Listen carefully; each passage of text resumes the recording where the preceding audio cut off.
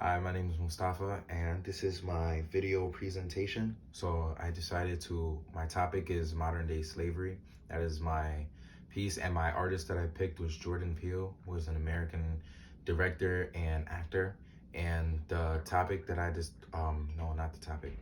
The artwork that I used was one of his films called Get Out. So this is modern day slavery, art of Jordan Peele. So I chose the film Get Out because personally it is one of my favorite films, and it's one of the films that taught me a lot about the topic that I'm writing about, which is modern day slavery. So the film starts off with an interracial couple. It's a black man named Chris and a white woman named Rose, and they are both in a couple, and they are on their way to Rose's mother's house. I mean, her Rose's parents' house, as they are going to visit. And Chris is reluctant to go at first because he's not sure how they will feel about his race. But Rose assures him that they're not worried about that and they are liberal people. So as they are on their way to the house, it all seems good at first. Rose and Chris are having a good time, and the parents are welcoming them with open arms. But then things start to get weird. Rose parents start to make racist remarks and different racist comments that are subtle but still noticeable at the same time towards Chris. And Chris is kind of on edge, but Rose continues to assure him that everything is okay and that it's all just in his head.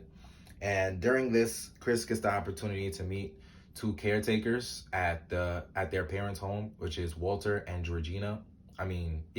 Walter and Georgina.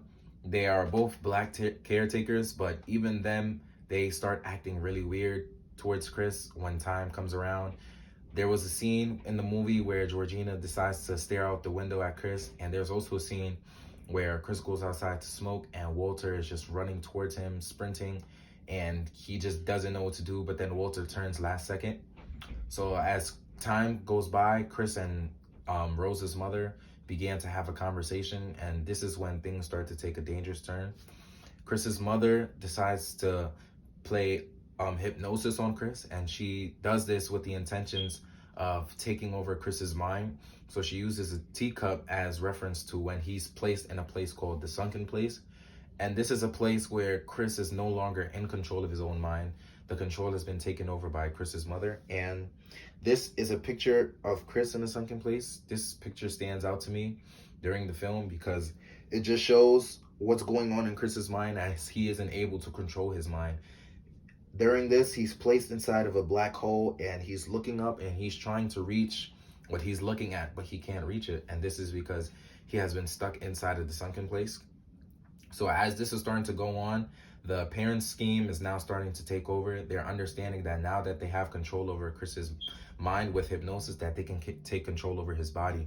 So they decide to have an auction with many of their white colleagues with the intentions of selling Chris. They are selling his body and people are bidding, seeing who's going to be the highest bidder so they can eventually take over Chris's body.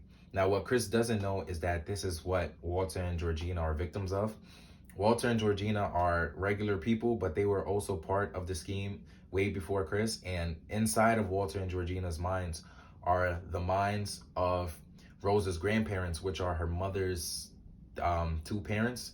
And since they both decided to take over black people's minds, their minds were placed inside of Walter and Georgina's minds, and their bodies were taken over.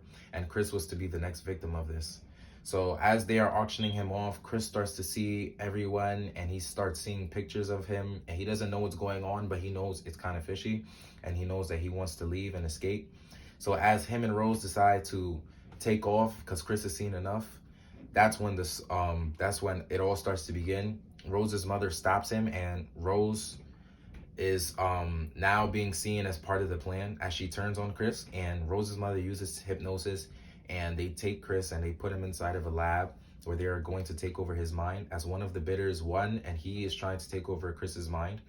So Chris, knowing everything that he knows, starts to use elaborate schemes so he can help himself escape.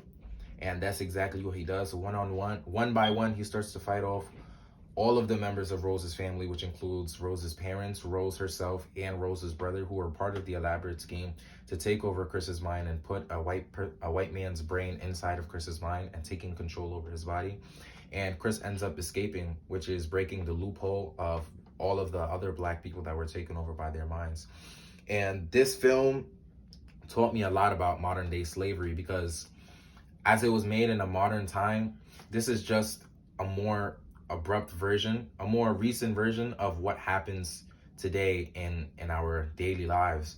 Black people are still being ridiculed and still being put in sticky situations by white people, because white people still have power over black people.